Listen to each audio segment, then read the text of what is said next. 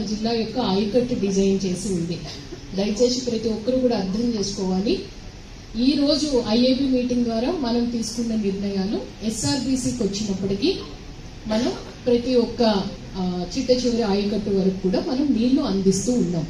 ఈ డెసిషన్ మనం ఎస్ఆర్బీసీలో రబీ పంటకి నీళ్లు అందిస్తున్నాం అన్న డెసిషన్ తీసుకున్నాం.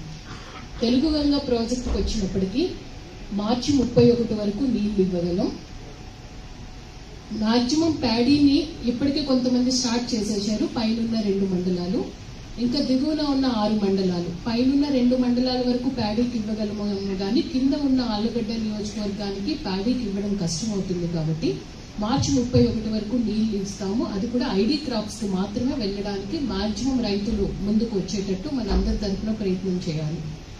సో డెసిషన్ మళ్ళీ చెప్పాను, తెలుగు గంగా ప్రాజెక్ట్కి వచ్చినప్పటికీ మార్చ్ 31 వరకు నీళ్లు ఇవ్వగలం. ఐడి క్రాప్స్ కి మాత్రమే ఇవ్వగలం. ఎక్సెప్ట్ 2 మండలాలకి మాత్రమే ప్యాడీకి ఇవ్వగలం. అది కూడా ఇమీడియట్ గా పైనున్న 2 మండలాలు శ్రీశైలం కాన్స్టిట్యున్సీ.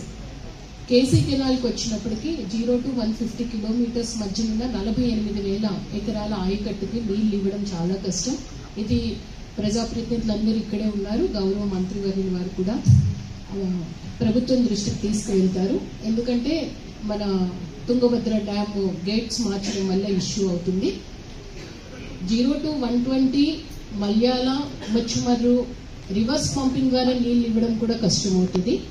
కాబట్టి రైతులకి ముందుగానే ప్రతి ఒక్క రైతుకి తెలియజేయాలి, పంటలు వేస్తే నష్టం వచ్చే అవకాశం ఉంది. కాబట్టి 0 to 150 వాళ్ళు మాత్రం ఎట్టి పరిస్థితిలో కూడా క్రాప్స్ నీటి పరిస్థితి సమయానుకూలంగా తీసుకున్న చర్యలను బట్టి ముందుకు వెళ్ళాలి. కానీ ఇప్పుడే మేము ప్యాడీ వేసేస్తాము, మెయిజ్ వేసేస్తాము అంటే పంట రావడం చాలా కష్టమవుతుంది.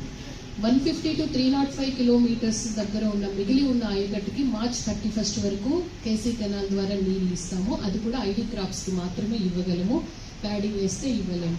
ఈ డెసిషన్స్ మన ఐఏబీ మీటింగ్ లో మనందరం చర్చించుకున్నాము. కాబట్టి ప్రతి ఒక్కరు కూడా సహకరించాలి అని నేను మనస్ఫూర్తిగా కోరుకుంటూ, హాజరైన ప్రజాప్రతినిధులందరికీ పేరు పేరున, అలాగే మన water user association PC committee chairmans, DC committee chairmans కి, అధికారులకి, ఇతర ప్రజాప్రతినిధులందరికీ కూడా ధన్యవాదాలు తెలియజేస్తూ, కడప నుంచి వచ్చిన ఎమ్మెల్యే గారికి అలాగే డీసీ చైర్మన్ గారికి మన జిల్లా తరఫున ప్రత్యేక ధన్యవాదాలు తెలియజేస్తూ ముగిస్తున్నాం.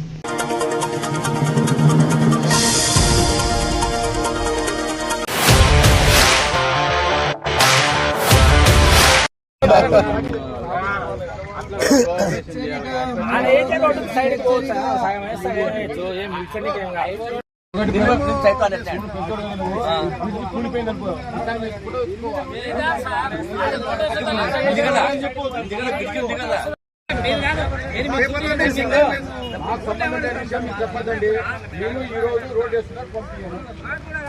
ఏ పని చేసినా జనాలకి ఇబ్బంది, కానీ ఏ చేసి ముందుగా ఎటువంటి ఇంటిమేషన్ లేకుండా ఆఫీసులకు పోవడానికి బ్రిడ్జి మీద ఉన్నటువంటి పాత బ్రిడ్జి కొన్ని రోజులు డిస్మాండ్లింగ్ అయింది. దాన్ని బాగు చేయడానికి గత నెల నుంచి మున్సిపల్ అధికారులు కాంట్రాక్టర్ దాన్ని టెండర్ పిలిచి దాన్ని వేయడానికి ఇది పబ్లిక్ లో సుమారుగా 4-5 ఊర్లకు గాను నందమూరి నగరు, వైఎస్ నగరు, పులిమద్ది, కొనట మధ్య, నందికొట్టు రూట్కు సంబంధించినది. అటువంటి రోడ్డుని పగలపూట రిపేర్లు చేయడానికి ఎంతవరకు సబబని మేము ఎంప్లాయీస్ గా కోరుతున్నాము. 1, 2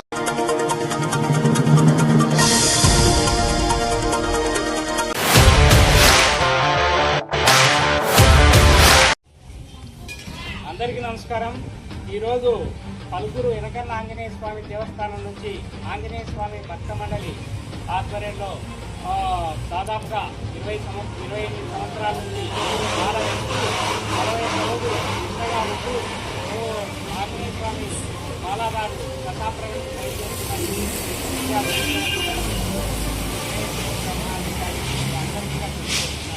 కోరిన కోరికలు నెరవేర్చే పొంగు బంగారమైన పలువురు ఆంజనేయ స్వామి దేవాలయం నుంచి వెనకన్న ఆంజనేయ స్వామికి బయలుదేరడం చాలా సంతోషమని, అలాగే ప్రతి ఒక్కరు కూడా భక్తి భావన అలవర్చుకోవాలని తమ విలువైన సమయంలో 1 గంటైనా భగవంతుని కోసం కేటాయించాలని, ఎప్పుడైతే మీరు భక్తి మార్గంలో ఉంటారో అప్పుడే మీ మనసు ప్రశాంతత, మీ కుటుంబం ప్రశాంతత, మీరు కోరిన కోరికలలో నెరవేర్తాయి. కాబట్టి ఇలాంటి భక్తి భావంలో మీరు నిత్యం నడవాలని చెప్పి మీ బ్రహ్మాందచారి మీ అందరికీ తెలియజేస్తూ ప్రతి ఒక్కరు కూడా భక్తి మార్గంలో ప్రయాణించాలని చెప్పి కోరడం జరిగింది. అలాగే 41 రోజులు నిష్టగా ఉండడం చాలా సంతోషమని, ఈ వాతావరణ పరిస్థితులు ఇలాగే ఏర్పరచుకొని ఇలాంటి పద్ధతిలోనే మంచి మార్గంలో నడవాలని చెప్పి కోరుతూ ఇక్కడ ఉన్న సాములకు అందరికీ హృదయపూర్వక అభినందనలు తెలియజేస్తున్న మీ అందరిని అభిమానించే బ్రహ్మాందచారి కృతజ్ఞత వందనాలు.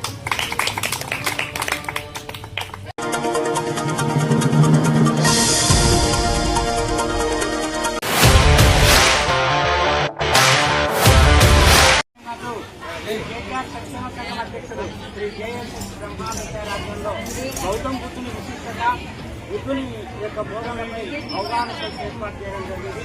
మొదట గౌతమ బుద్ధుని చెప్పడానికి పూలమాల ఇచ్చిన బ్రహ్మాందచారి అనంతరం పలువురిని ఉద్దేశించి మాట్లాడుతూ ప్రతి ఒక్కరు కూడా శాంతియుత మార్గంలో నడవాలని చెప్పి గౌతమ బుద్ధుడు తన బోధనలో తెలియజేయడం జరిగింది.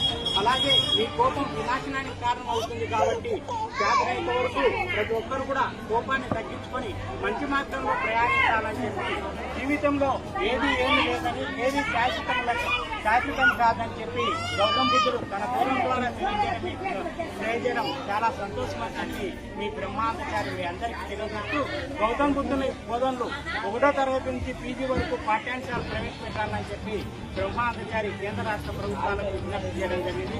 ఇక్కడికి వచ్చిన వారికి అందరికీ పేరు పేరున కృతజ్ఞతలు తెలియజేసిన మీ అందరి అభిమానించే మీ బ్రహ్మాందచారి కృతజ్ఞత. అందరికీ నమస్కారం. నా పేరు వంశీ.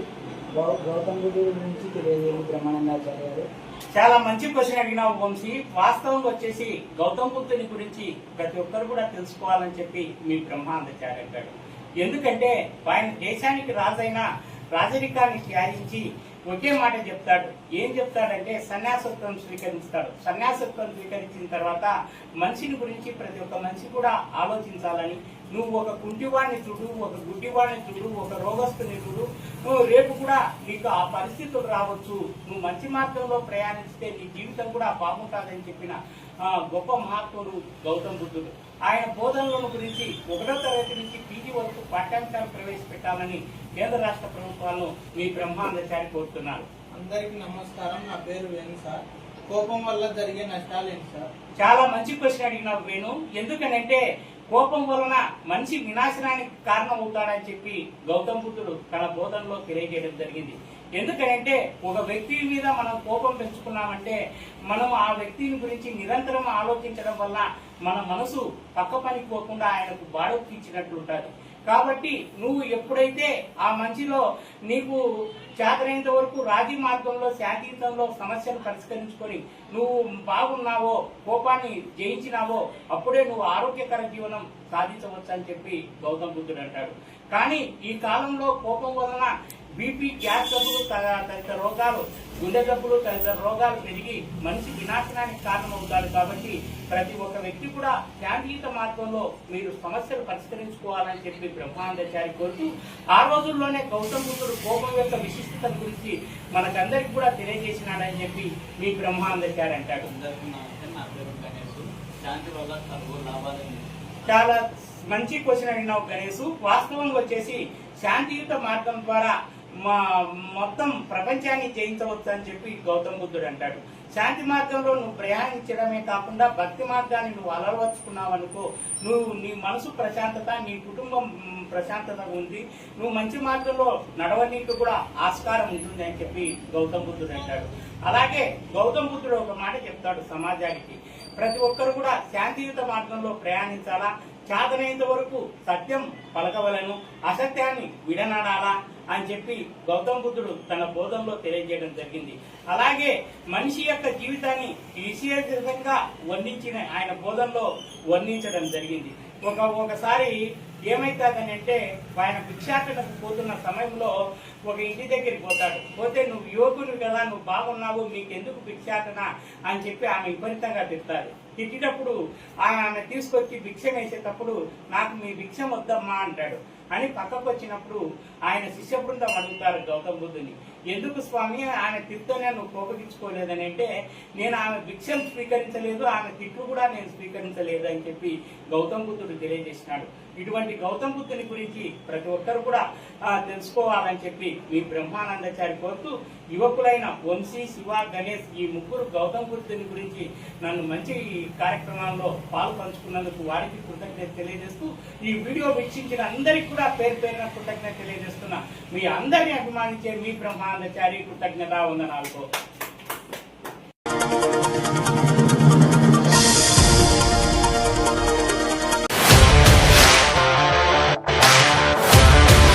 ప్రపంచ ఎయిడ్స్ దినోత్సవ సందర్భంగా వెలుగోడులో ఎయిడ్స్ వ్యాధిపై అవగాహన ర్యాలీ.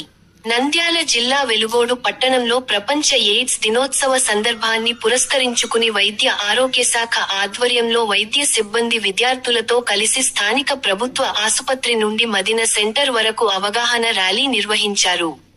ఎయిడ్స్ వ్యాధి నివారణకు తీసుకోవాల్సిన జాగ్రత్తలపై ప్రజలకు అవగాహన కల్పించారు. అనంతరం విద్యార్థులతో, ప్రజలతో కలిసి ప్రతిజ్ఞ చేశారు. ఈ కార్యక్రమంలో సూపరింటెండెంట్ సులోచన, వారి సిబ్బంది, ఆశా వర్కర్లు, ఆర్ఎంపీ డాక్టర్ జాకీర్ హుస్సేన్, ప్రజలు తదితరులు పాల్గొన్నారు.